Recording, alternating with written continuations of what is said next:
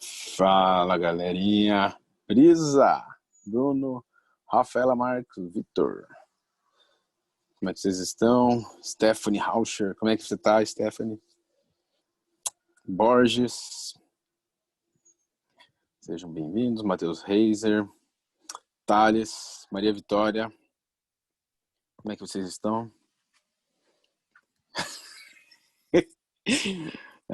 Gabila.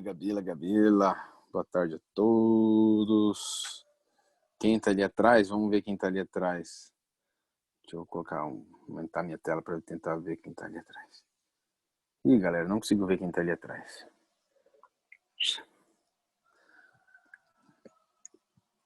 Isso aqui é profissa.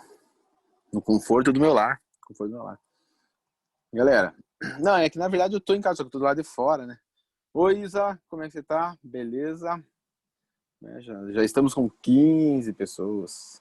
Eloá, Giovana, Lucas. Quem que eu não dei oi ainda?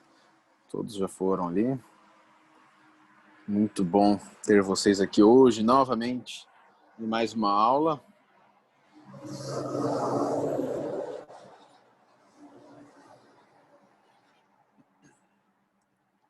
Gabila, tá meio fraco a internet. Sobe de andar para ver se melhor. Pô, tá no 4G, louco. Tá no 4G. Os seus amigos, Isa, os amigos teus e da Nath, eles estavam sentados nesse sofá aqui na hora que eu... Putz, meu dedo começou a sumir aqui. Ah, estavam aqui desse lado aqui. Deixa eu ver. Aqui, ó. Estavam bem aqui. Como é que vocês estão? Tudo tranquilo com vocês? Vou. Antes de começar a falar sobre conteúdo, né? Eu não sei quantos já realizaram a V1. Eu espero que todos já tenham feito. Logicamente não foram todos, né? A gente tem controle disso. Mas eu gostaria muito que tivessem sido todos. Não foram, mas não tem problema. Só eu gostaria de lembrá-los que vocês têm até sexta-feira para fazer essa avaliação, tá? Não deixa para a última hora. Por que não deixa para a última hora? Porque você vai acabar esquecendo e não vai fazer. Aí o professor vai ter que ficar correndo atrás de você depois para fazer recuperação, porque você ficou com 0. Então aproveita que você tem esse tempo e faz a avaliação antes de sexta, tá? Por exemplo, hoje à noite, a hora que tiver um tempinho. Lembrando que em uma das aulas, acho que semana passada eu comentei, né? Eu até escrevi isso dentro da avaliação. Pega um caderno, faz as questões do lado, né? Resolve, propriamente dito, escrevendo, e depois você só seleciona a opção correta. Eu acho que é o melhor jeito para vocês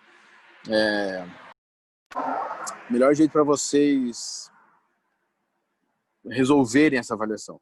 Ah, professor, eu sou rebelde, eu gosto de fazer mentalmente. Puxa vida, né? Fico triste que você seja rebelde. Não é a melhor forma de se pensar. Até porque vocês mais para frente vão ter o Enem, vão ter o vestibular. Inclusive o FPR já saiu a data, né? Foi mandado lá no grupo para vocês. Então, o ideal é que você comece a treinar a resolução desse tipo de exercício, tá? Esse era o primeiro recado. O segundo recado é que eu não sei quantos já começaram a assistir as aulas de hoje, são 3 aulas, eu coloquei lá 1, 2 e 3, salvo engano da minha parte, eu tenho quase certeza que eu coloquei 1, 2 e 3 para vocês, né? Perguntaram se a avaliação tá difícil. Ao meu ver, não, tá? Eu tentei deixar o mais básico para todos, tá? Para que todo mundo consiga compreender. Eu não coloquei pegadinha nem nada. Galera, para dar continuidade no assunto, então, eu vou abordar com vocês na aula de hoje aquilo que vocês, teoricamente, têm no Eclés da aula de hoje também, tá? Eu trouxe algumas imagens para a gente compartilhar e poder citar, tá? A aula vai ser extremamente rápida, eu vou tentar ser o mais sucinto, mas utilizando os conceitos da aula do Eclés, tá? Se você não assistiu a aula do Eclés ainda, eu peço que você preste atenção na aula de hoje, porque quando você for assistir a aula dentro do Eclés, você vai ver que tem informações que eu já estou passando agora. E aí, o professor falou sobre isso, como é que era mesmo. Tá? Então, eu trouxe alguns conceitos, exemplos, os conteúdos que vocês trabalharam no Eclés hoje, ou tem para trabalhar no Eclés hoje, é matemática financeira. Lembrando que é só uma revisão, né, de matemática financeira e também uma revisão de geometria plana, que eu falei para vocês que eu ia agrupar, né, geometria plana do primeiro com o segundo. Eu sei que tiveram alguns detalhezinhos que eu não coloquei no vídeo, tá? Tem um dos detalhezinhos que eu já fiz um outro vídeo para colocar para vocês. Dentro da resolução de exercícios de geometria plana, eu já cito ali o que eu senti assim, puxa, eu poderia ter cobrado isso aqui, ter colocado no vídeo e não coloquei, tá? Então, eu vou selecionar aqui os quadros para colocar para vocês, as imagens para colocar para vocês, e eu já volto a falar com vocês, ok? Vai ficar aqui um pouquinho, só para não verem minha cara de bobo olhando as imagens também, eu vou tirar o vídeo e o áudio. E aí, já volto com vocês. Espera só um segundo.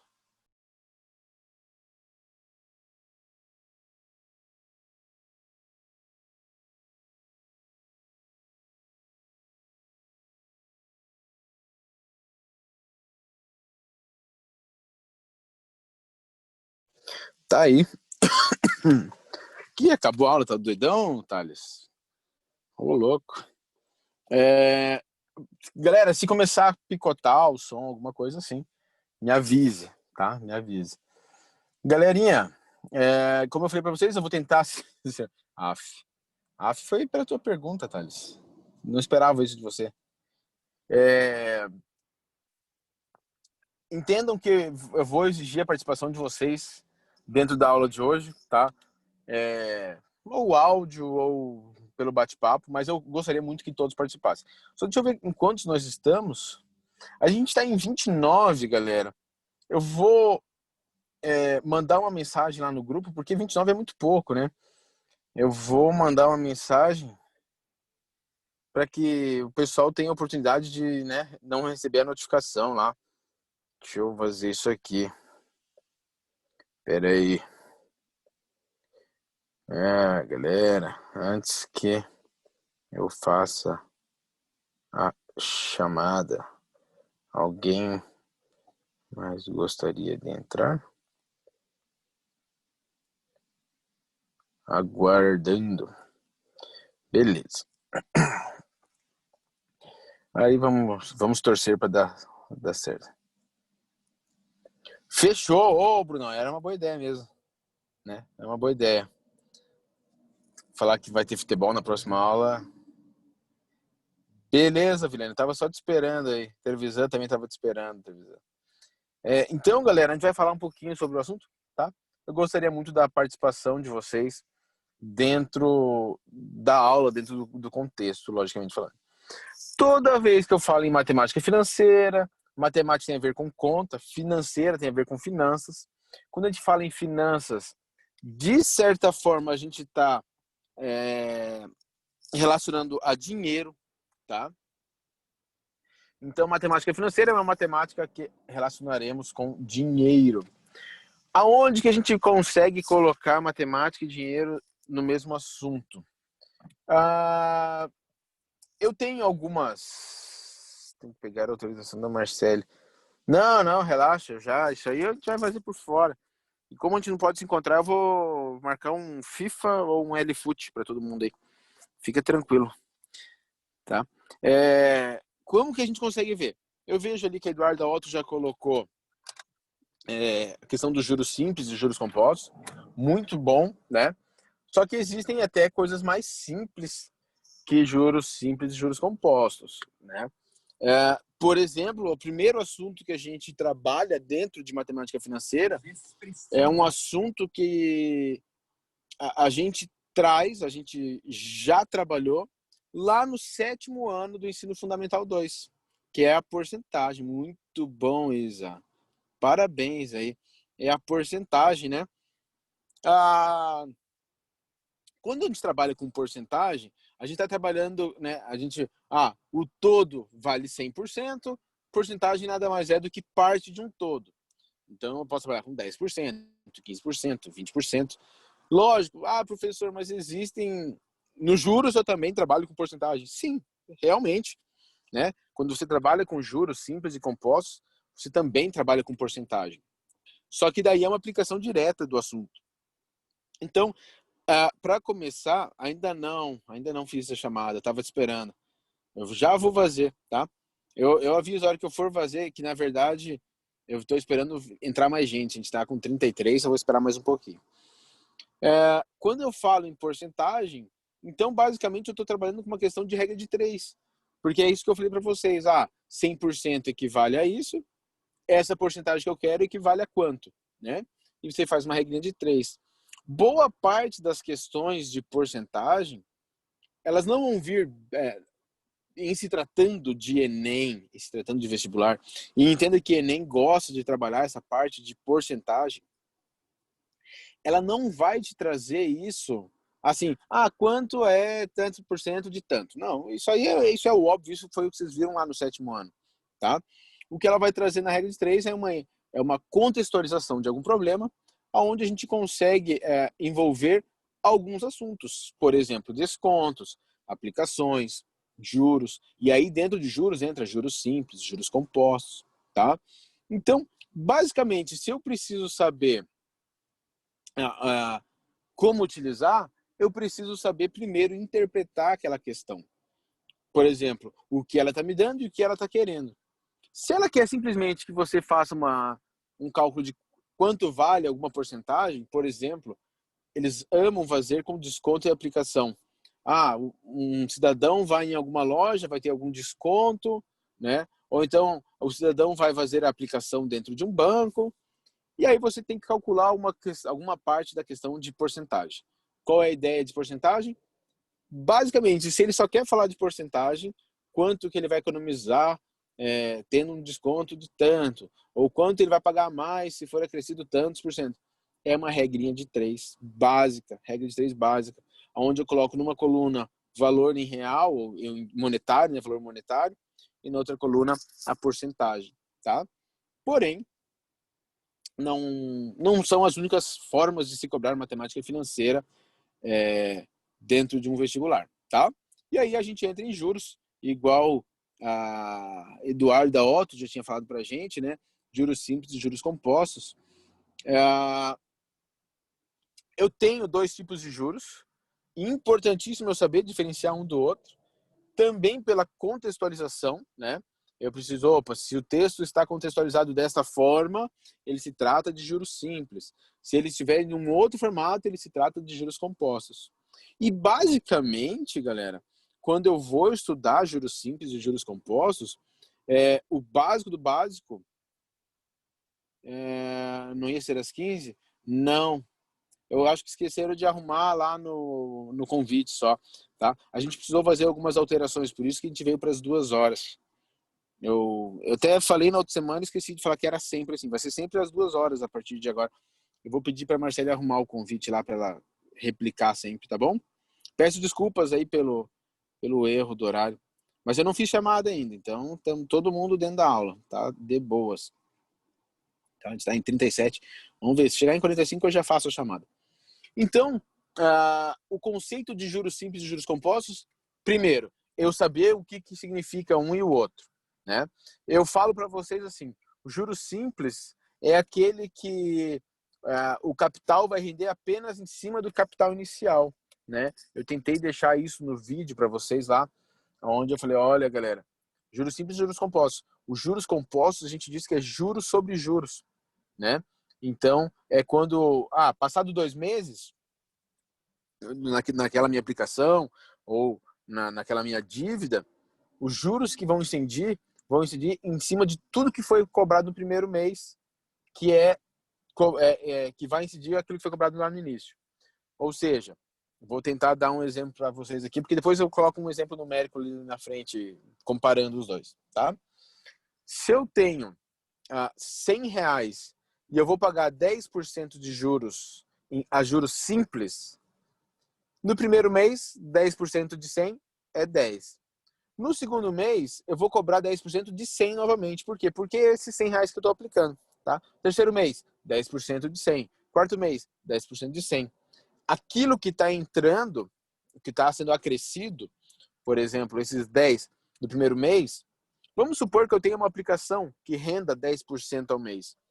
Apliquei R$100. Após um mês, eu vou ter R$100 mais 10%, R$110. Essa aplicação, se for contabilizada em juros simples, no segundo mês vai ter mais R$10, porque ele vai ser baseado somente em cima do valor inicial, que era os R$100, tá?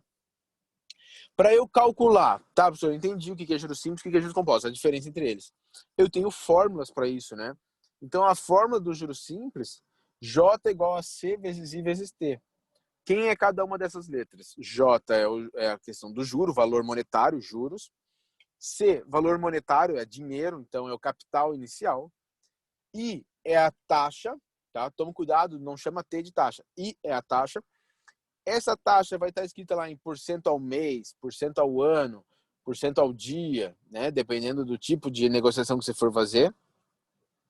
E o tempo vai ser correspondente. O tempo é tempo, o T é tempo. Então, professor, é hora? Não, não sei. A unidade de medida do tempo, ela necessita, ela de forma obrigatória, vai corresponder com a taxa, né? Então, se a minha taxa está 3% ao mês, o tempo, quando eu aplicar na fórmula, tem que estar em meses também. Se eu falar para você, não, é 12,5% ao ano, então o meu tempo tem que estar em anos. Taxa de 1% ao dia.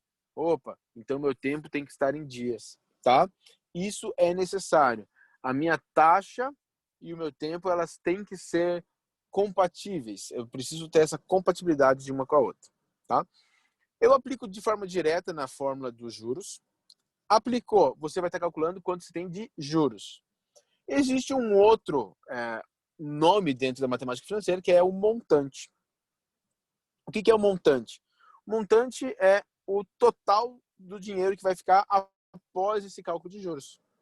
Então, por exemplo, se eu aplico R$100 hoje, uma taxa de 10% ao mês, daqui a 2 meses, se eu vou calcular os juros ali, a juros simples, capital inicial 100, a taxa 10%, 10 sobre 100, tempo 2.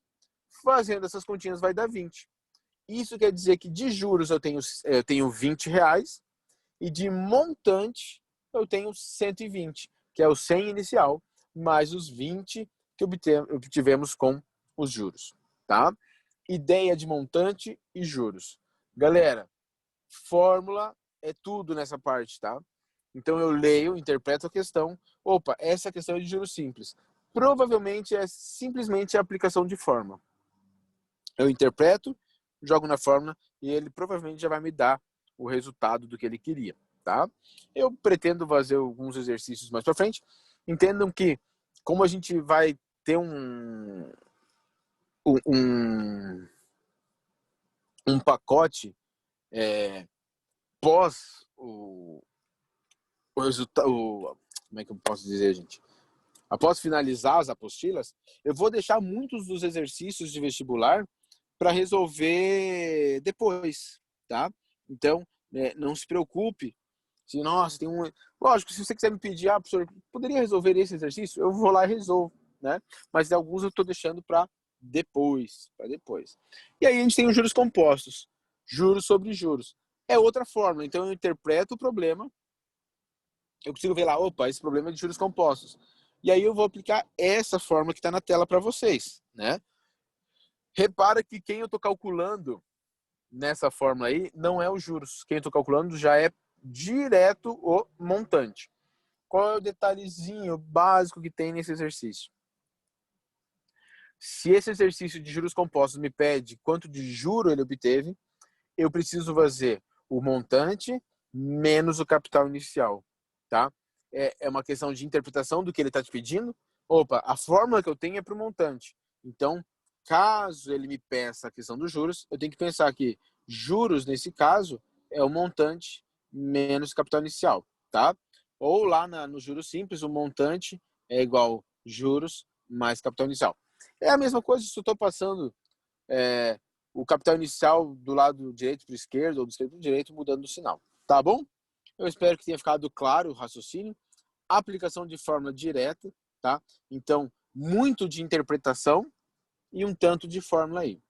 E aí, agora eu quero falar um pouquinho sobre a diferença entre os juros simples e os juros compostos, mostrando um exemplo numérico para vocês, tá? Só para eu poder continuar tranquilo, eu quero saber se todos estão me ouvindo, se está tudo bem, se alguém quer fazer alguma pergunta antes da gente continuar. Tranquilo, tudo certo, sim. Então tá, tudo bem, graças a Deus, joia. Belezinha. Beleza, galera. Então vamos continuar, tá? Eu vou passar para vocês a diferença entre esses dois. Para eu poder mostrar a diferença, eu fiz uma tabela, tá? Antes de mostrar a tabela, eu vou explicar o que vai acontecer. Eu coloquei duas linhas, coloquei uma linha de juros simples, uma linha para o cálculo dos juros compostos, tá? A gente vai fazer uma aplicação de R$100 num banco, de modo que na linha de cima vai render em juros simples e no de baixo em juros compostos. Repara que o tempo vai ser o mesmo, a taxa é a mesma. O que vai mudar é o tipo de capitalização, juros simples e juros compostos. Tá aí. Então, nas duas linhas eu tenho 10% ao mês. Repara que a primeira coluna, né, tá ali, simples compostos. A primeira coluna é o valor inicial. É o valor que a gente vai aplicar no começo da história. Coloquei R$100 em juros simples, R$100 nos juros compostos. Passado o primeiro mês, vai render 10% ao mês. Então, 10% de R$100 é 10. 100 mais 10, 110. Juros compostos é o mesmo cálculo, tá? Então, 10% de R$100 é 10. 10% de 100 é 10. 100 mais 10, 110. Repara que o que eu tenho aqui é que nos juros simples e juros compostos, se eu for simplesmente aplicar por um tempo base, vamos dizer assim, né, 10% ao mês. Se eu colocar um mês para cada um, vai dar igual. Por quê? Porque ainda não tem como você fazer juros sobre juros. O que vai mudar agora é para o segundo mês. Por quê? O segundo mês, galera, quando eu vou calcular em juros simples, ele me faz o seguinte: olha, é 10% ao mês baseado no capital inicial. Então, 2 meses, 10% sendo 2 meses, vai dar 20%. 20% de 100, 20. 100 mais 20, 120. Porém, quando você vai para juros compostos, ó, vou tentar pôr na tela aqui para ficar mais claro. Você vai calcular os juros em cima desse valor. Aí talvez você até pense assim, mas professor, em cima desse valor, isso é um montante, né? Tem o capital inicial mais os juros. Essa é a ideia dos juros compostos. E aí, quando eu calculo 10% de 110, 10% de 110 é 11, né? E 110 mais 11 vai dar 121. 121. E aí, quando eu vou para o terceiro mês, olha só o que está acontecendo. Os juros simples, eu vou calcular 10% ao mês em cima do capital inicial. Então, se são 3 meses, né? 10 vezes 3 dá 30. 30% de 100 dá R$30. Então, 100 mais 30 é 130 no terceiro mês. Lá nos juros compostos, eu vou calcular mês a mês. Então, eu tenho que calcular 10% de quanto? De 121. 10% de 121 vai dar 12,10.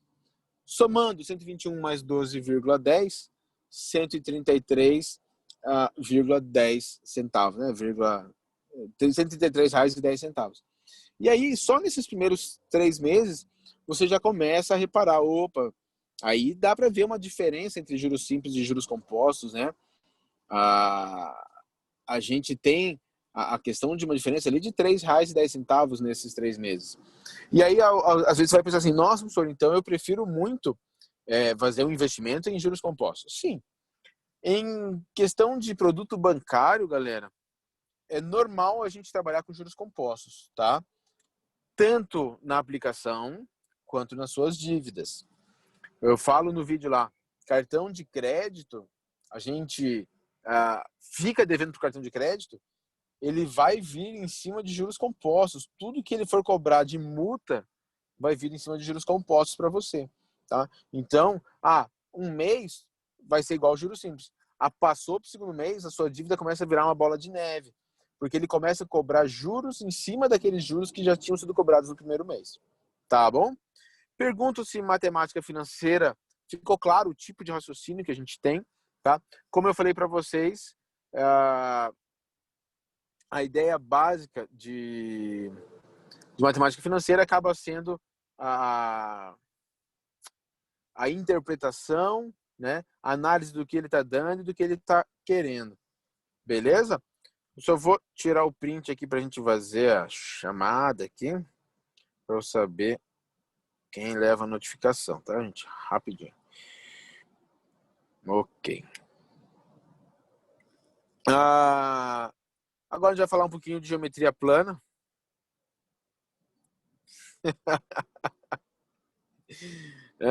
Eu vou agradecer aí. Teve gente que me mandou umas fotinhos boas já para eu poder usar na aula. Eu vou usar na próxima. Vou guardar essa aí para semana que vem. Tá? Para falar um pouquinho de geometria plana, pessoal, eu vou tentar ser o mais sucinto possível também. Tá? Ao falar em geometria plana, eu estou falando de figuras planas. Ponto. São figuras que a gente pega no papel e a gente desenha. Tá? A gente tem o estudo de polígonos, a gente tem depois o estudo de circunferência e círculo. Eu peguei algumas ideias para a gente discutir, tá? Dessas figuras planas que a gente tem. Então, a primeira figura que eu quero debater com vocês é a questão do triângulo, né? E eu quero que vocês me falem aí, na linguagem de vocês, o que é um triângulo, né? Ou como que eu defino um triângulo. É uma figura com 3 lados, né? Figura de 3 lados. Uma definição mais correta ficaria um polígono de 3 lados. Ou uma figura plana com 3 lados, né? Formado por 3 segmentos. Mas não está errado. Eu sei que isso que vocês falam, na cabeça de vocês, está formando um triângulo. Mas eu já tenho que dizer para vocês que quem não assistiu a aula ainda do Eclés sobre geometria plana, eu vou fazer algumas interações hoje que, se você assistiu, você vai tirar de letra, tá? Triângulo, então, é uma figura plana com 3 lados. E aí, agora eu venho para as classificações de triângulos. E aí, agora eu pergunto para vocês assim, como é que a gente pode classificar um triângulo, né? Como que funciona a classificação de um triângulo? Primeiro que eu consigo classificar triângulo de 2 formas, né? Só deixa eu ver aqui que me mandaram. Soma interna sempre igual a 180, perfeito. A soma dos ângulos internos, né? Um polígono cujo número de segmentos reta será igual a 3. Tá bom, ok. Mas como é que eu posso classificar um triângulo? Eu tenho 2 tipos de classificação. Ou eu classifico de acordo com os seus lados, ou eu classifico de acordo com os seus ângulos. Quem já assistiu a aula já pode me ajudar, tá? Como é que eu classifico de acordo com os seus lados? Eu pego e falo, esse triângulo é assim por causa dessa característica de lados. Quem pode me ajudar? Como é que eu classifico triângulos de acordo com seus lados? Vai, rapidinho. Isósceles e equilátero. Só tem esses 2? Ou tem mais um? Escaleno. Boa, boa, boa, boa. Isósceles, equilátero e escaleno.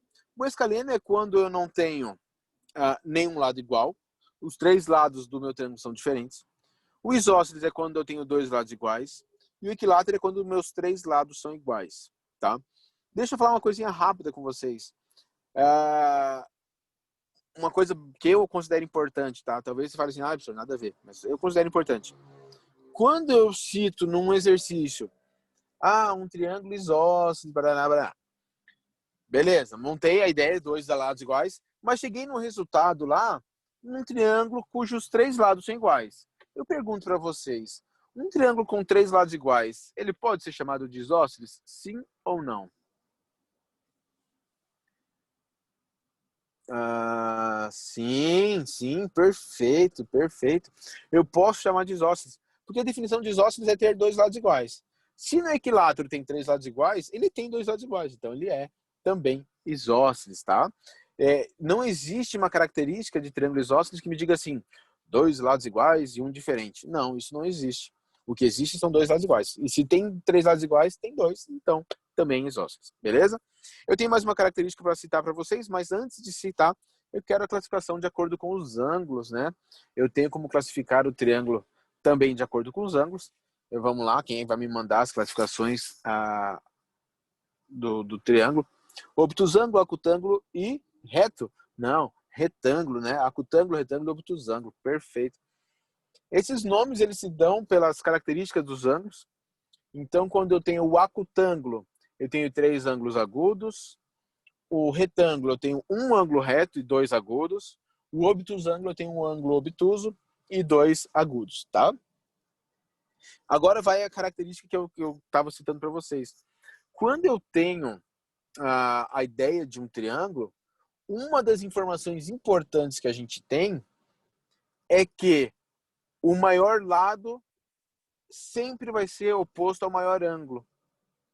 E o menor lado sempre vai ser oposto ao menor ângulo. Isso é importante a gente ter.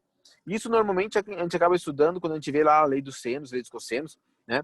Eu vou gravar essa aula para vocês ainda, não gravei, mas a gente cita, né, que o ângulo oposto ao lado, ele existe uma razão, uma proporção, estudado dentro da trigonometria, e a gente já pode dizer, olha, se eu tenho o maior ângulo aqui, oposto a ele vai ser o meu maior lado. E isso fica bem claro em 2 detalhes. Quer ver uma coisa? Um triângulo retângulo. Um triângulo retângulo, o maior ângulo do meu triângulo retângulo vai ser qual? Qual vai ser o maior ângulo do meu triângulo retângulo? Hein? 90 graus. Esse é o maior ângulo do triângulo retângulo. Oposto ao ângulo de 90 graus, quem é que fica? Porque no triângulo retângulo a gente tem aquela nomenclatura já muito especial, né? Cateto, cateto, hipotenusa. Então, oposto ao ângulo de 90 graus sempre vai ser a minha hipotenusa. E olha só que curiosidade bacana, né? A hipotenusa sempre vai ser o maior lado do triângulo retângulo. Por quê? Porque ele é oposto ao ângulo de 90 graus. Ele é oposto ao menor ângulo, né? Então a gente já pode afirmar esse tipo de coisa. Segunda coisa que eu queria falar a respeito sobre essa questão de lado e ângulo, no triângulo equilátero eu tenho 3 lados iguais. Obviamente, se eu tenho 3 lados iguais, eu não tenho nenhum maior que o outro. Logo, num triângulo equilátero, os 3 ângulos também são iguais. Consegue fazer essa correspondência? Num triângulo equilátero, eu tenho 3 lados iguais e, como consequência, eu tenho 3 ângulos iguais. E se a soma dos 3 ângulos sempre tem que dar 180, como já foi falado por vocês mesmo ali, então, esses 3 ângulos, eles medem 60 graus. São agudos, né? Um acutângulo. O triângulo equilátero sempre vai ser acutângulo, porque eu tenho 3 ângulos de 60 graus. Tá bom? Essa era algumas das características e classificações que eu queria falar a respeito de triângulo. Tá? Lembrando que a fórmula para calcular a área do triângulo, geralmente base vezes altura divididos por 2. Eu digo geralmente porque hoje, se a gente pensar no que vocês sabem hoje, a gente tem aquela questão de colocar um triângulo no plano cartesiano e usar o determinícuo. A gente consegue, tá? A gente tem uma fórmula de área que é raiz quadrada de semiperímetro vezes semiperímetro menos um dos lados, vezes semiperímetro vezes outro lado, vezes semiperímetro vezes outro lado, tá? Eu vou pôr aqui na tela para vocês, eu vou escrever para vocês aqui essa fórmula de área. Agora, se você me perguntar onde que vai usar, eu usei no meu mestrado só, basicamente, né? Porque eu tinha uma ideia que eu tinha que resolver de triângulo e eu tinha tudo isso aí, ó. Então, dado um triângulo ABC, a área dele vai ser a raiz quadrada de onde P é semiperímetro, né? O semiperímetro, lembra que eu somo os 3 lados e divido por 2. Essa também é uma das fórmulas, tá? Uma das fórmulas. Deixa eu ver aqui o que me mandaram para ver se eu consigo responder. Não tem uma fórmula de altura do triângulo equilátero? Sim, tem, né? O triângulo equilátero ele tem algumas características. Como eu não... depois, né, vocês vão ver que eu vou falar um pouquinho sobre polígonos regulares, eu ia acabar entrando em polígonos regulares. Mas já que você citou, né, um triângulo equilátero, ele tem a sua como característica os 3 lados iguais. E aí, por exemplo, se aqui vale L, aqui vale L, aqui vale L, eu consigo fazer uma relação para achar quanto vale a altura dele, né? Eu faço a divisão dele bem no meio, com a altura. E aí eu tenho um triângulo retângulo. E sempre que eu falo em triângulo retângulo, a primeira coisa que eu gostaria assim, que viesse na cabeça de vocês é Pitágoras. A hora que eu aplicar Pitágoras aqui, só lembrando que essa partezinha aqui vale L sobre 2, né? O L é a hipotenusa, então vai ficar lá, L ao quadrado é igual L sobre 2 ao quadrado mais a altura ao quadrado. Eu consigo isolar a altura ali, aonde eu chego numa fórmula, deixa eu ver se dá para ver, dá.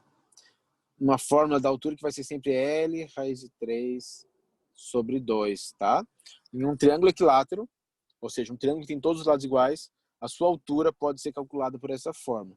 Inclusive, pessoal, essa fórmula, vocês já tiveram lá no ensino fundamental 2, quanto mais eu uso, mais fácil de aplicar ela fica, tá? E o que eu estou querendo dizer é, se eu sei Pitágoras, eu sei achar essa fórmula resolvendo por Pitágoras. Eu gasto um pouco mais de tempo, tá? Mas eu consigo chegar. Não é uma fórmula que tipo, nossa, professor, se eu não souber essa fórmula, não resolvo a questão. Não, você resolve. Você gasta um pouco mais de tempo, mas você resolve. Tá bom? Pergunto se tudo bem. O maior ângulo de um obtusângulo seria 238 e no octângulo seria 1?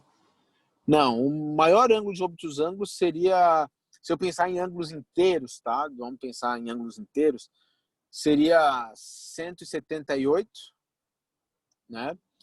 178 e aí 1 e 1, porque 178 mais 1 dá 180. Em contrapartida, o maior ângulo no acutângulo, o maior ângulo no acutângulo seria 89, né? 89, porque dele não chega a ser um retângulo. Agora, o menor ângulo num acutângulo, deixa eu pensar, seria 2 daí, seria 89, 89 e 2, tá? Mas eu só tenho que pensar na questão da soma. A soma tem que dar 180, por isso que não pode ser 238, como estava escrito ali, né, para quem me mandou a mensagem. Tá bom? Ok. Vamos falar de quadriláteros. Alguém define para mim, em poucas palavras, o que é um quadrilátero? O que é um quadrilátero? O que é um quadrilátero? Vamos ver, escrever no bate-papo. Uma forma plana com 4 segmentos, 4 lados, ok. Né? Quadrilátero, ela vem de 4 lados mesmo. Então, se você me falar uma figura plana com 4 lados, fechou. É bom falar que é plano, né, para deixar bem claro. Só que aí a gente vai no detalhe de definições. E aí agora que é a pegadinha, e a gente vai acabar encerrando a aula, né, com as definições e o polígono regular, que está acabando já. Se eu pergunto para vocês, como é que eu defino um quadrado? O que vocês me falam? Né? Quem pode definir para mim aí um quadrado? Professor, o quadrado é isso. Vamos lá. Eu vou esperar mais de uma resposta, tá? A gente já tem uma resposta que está dizendo que são 4 lados iguais. 4 lados iguais e 4 ângulos retos. Mais alguém? Dou-lhe uma, dou-lhe duas. Tô com o Vitor. É um retângulo também. Sim, um quadrado ele tem 4 lados iguais e 4 ângulos retos. É assim que a gente define um quadrado, tá? Daí talvez você fale assim, professor, mas por que não pode ser só 4 lados iguais? Porque olha só, o quadrado tem 4 lados iguais. Realmente, né? Assim como o losango tem 4 lados iguais. O losango tem como definição ter 4 lados iguais. Para quem não lembra, eu vou colocar aqui alguns desenhos. Entendo que eu estou fazendo na mão livre, né? Isso é um quadrado, parece um quadrado. Isso é um retângulo. Isso aqui é um losango, era para ser um losango. Trapézio, paralelogramo. Essas são as figuras que a gente trabalha. E aí, quando me falam, né, que um quadrado tem 4 lados iguais e 4 ângulos retos, eu consigo definir bem a figura. Opa, é essa de baixo do lado esquerdo ali, né? Isso é um quadrado, perfeito. Porém, quando eles falam que tem 4 lados iguais, aquele quadradinho ali ele tem 4 lados iguais, porém o losango lá que eu tentei fazer, lá em cima do lado esquerdo, também tem 4 lados iguais. A definição de losango é 4 lados iguais, tá? Então, se eu desenho um quadrado, ele tem 4 lados iguais e 4 ângulos retos, mas ele também é um losango. E aí agora eu já vi que tem gente falando já do retângulo aqui, né? Qual que é a definição de retângulo? Pega pelo nome da palavra, né? Qual que é a definição de retângulo? 4 ângulos retos. Exatamente. Então, a definição de retângulo é ter 4 ângulos retos. Eu pergunto, um quadrado tem 4 ângulos retos? Sim. E o que isso indica? Que se um quadrado possui 4 ângulos retos, significa que ele é um retângulo. Ou seja, todo quadrado é um retângulo. Porém, nem todo retângulo é um quadrado. Porque para eu ter a definição de quadrado, eu preciso dos 4 lados iguais. Se o retângulo não tem 4 lados iguais, ele não é quadrado, tá? Então tem que tomar cuidado com essas definições. A do losango eu já falei, né? O losango eu tenho 4 lados iguais, independente dos ângulos. Por sua construção, já digo para vocês que os lados opostos são paralelos. E isso indica que os ângulos opostos são congruentes, tá? Eu peço a definição agora de paralelograma. Qual é a definição de paralelograma? Quem consegue me passar a definição de paralelograma? Lembrando que quando vocês escrevem, eu tenho que ficar lendo para que saia no vídeo depois, né? O ideal é que vocês falassem, mas se vocês não querem falar, quem sou eu para obrigar, não é mesmo? 2 pares paralelos. 2 pares de lados paralelos. Eu nem vi quem que falou. Voz forte. Quem falou? Vitor. Boa, Vitor. Um paralelogramo eu tenho 2 pares de lados paralelos. Se você olhar na figura, né? Só para tentar deixar ainda mais claro, eu vou mostrar qual é o paralelogramo, vou traçar aqui. Esse aqui é o paralelogramo. Esse lado aqui é paralelo a esse lado aqui é paralelo a esse, né? Então, a definição de paralelogramo é esse. Aí agora eu vou fazer uma pergunta para vocês. Presta atenção na minha pergunta. Um quadrado é paralelogramo, sim ou não?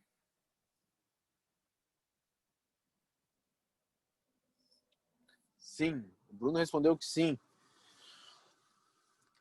Alguém mais? Alguém acha diferente do Bruno?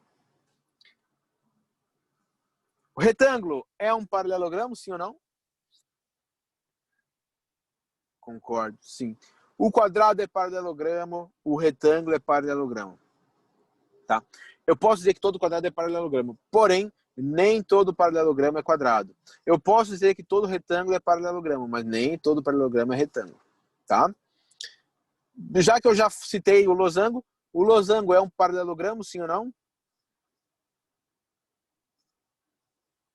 Sim, todo losango é paralelogramo, mas nem todo paralelogramo é losango. Olha só o que a gente acaba tendo como confusão a ideia dessas definições de quadrado, retângulo, paralelogramo, né? Às vezes um exercício ele cita alguma coisa, ele cita um retângulo, o aluno monta na cabeça dele que tem que ter aquele formato que ele sempre estudou, que o retângulo tem aquele formato. E aí, no final das contas, o exercício é de um quadrado.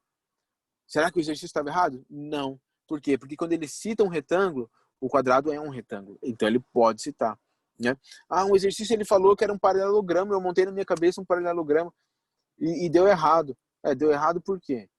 O exercício ele trabalhou com quadrado? Ele estava certo. Trabalhou com retângulo? Ele estava certo. Trabalhou com losango? Ele estava certo. Tá? E aí a gente tem o quadrilátero mais diferente de todos, que é o trapézio. Como é que eu defino o trapézio? Um par de lados paralelos. Um par de lados paralelos.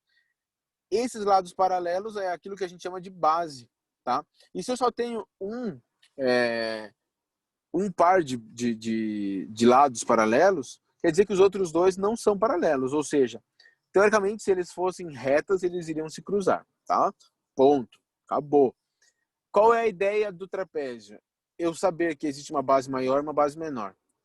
Quando eu consigo fazer a definição de todas essas figuras quadriláteras que a gente citou na aula de hoje, eu consigo determinar que cada uma delas tem a sua fórmula, porém, eu consigo usar a fórmula de uma na outra se eu souber o formato da figura exata, tá? Então, é importante a gente ter tanto as fórmulas, que eu sei que vocês decoraram, que a área do quadrado é lado ao quadrado, a área do retângulo, base vezes altura, a área do paralelogramo, base vezes altura, a área do losango, diagonal maior vezes diagonal menor divididos por 2, a área do trapézio, base maior mais base menor vezes altura divididos por 2. É bom eu ter essas formas, eu tenho que saber essas formas, mas eu também preciso saber qual é a figura que eu estou trabalhando através das definições. E é importantíssimo a gente fazer a leitura de definição. Por quê? Porque a gente chega num ponto da vida ali no terceiro ano, segundo ano, onde a gente já construiu na nossa cabeça e a gente acaba fechando aquilo ali do jeito que eles sempre desenharam pra gente. E não que esteja errado, mas eu falar de um retângulo e sempre desenhar o retângulo do jeito que está ali, eu desenhar um losango sempre do mesmo jeito, eu desenhar um paralelogramo sempre do mesmo jeito, às vezes me impede de ver o além, me impede de ver que, opa, isso também pode ser aquilo ali, tá? Importantíssimo essa ideia de definição dos quadriláteros. Talvez você fale assim, professor, eu já estava ciente de tudo isso. Tudo bem, eu estou batendo na tecla porque Enem e vestibular da UFPR gosta de definição. O UFPR, mais que Enem, gosta de definição. Gosta de falar da geometria plana, falando da figura através das suas características. E aí, a hora que eu leio as características, eu tenho que, peraí, ele está falando de qual figura para eu poder construir isso e poder calcular isso aí, tá?